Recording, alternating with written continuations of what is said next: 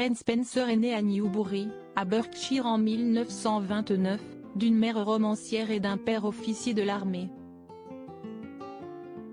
Après son mariage avec le comte de Dartmouth pendant presque 30 ans, Ren Spencer a épousé le père de Diana Spencer, nom de jeune fille de la princesse Diana, en 1976.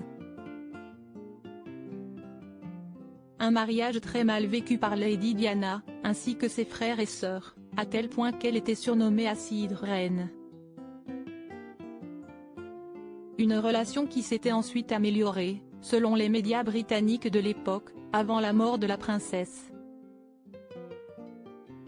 Lady Diana n'avait que 14 ans lorsque Ren Spencer est devenue sa belle-mère, devenant très rapidement une affaire familiale sensible.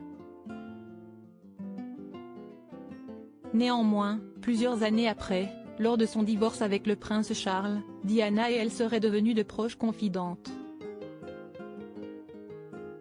En 2007, lors de l'enquête de Londres sur la mort de la princesse Diana, Ren Spencer a énormément fait parler d'elle en témoignant pour sa belle-fille. Diana a toujours dit que je n'avais pas d'agenda caché.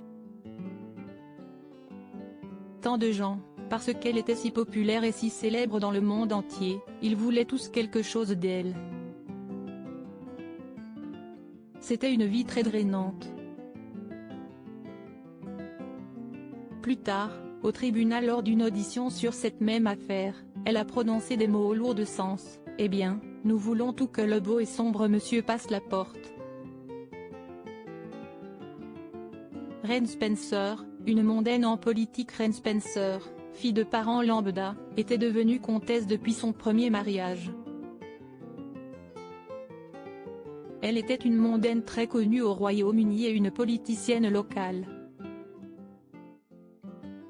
En effet, alors que tout le monde la connaissait comme une mondaine de la haute société londonienne, Ren Spencer avait entrepris une carrière politique très jeune. À 23 ans, elle est devenue la plus jeune personne à intégrer le conseil municipal de Westminster. Elle représentait ainsi le Parti conservateur. Dans les dernières années, elle était membre du conseil d'administration de Harrods, le grand magasin appartenant au Qatar. Ren n'a ensuite pas assisté au mariage de son beau petit-fils le prince William en 2011, et est décédée en 2016 à l'âge de 87 ans à la suite d'une maladie.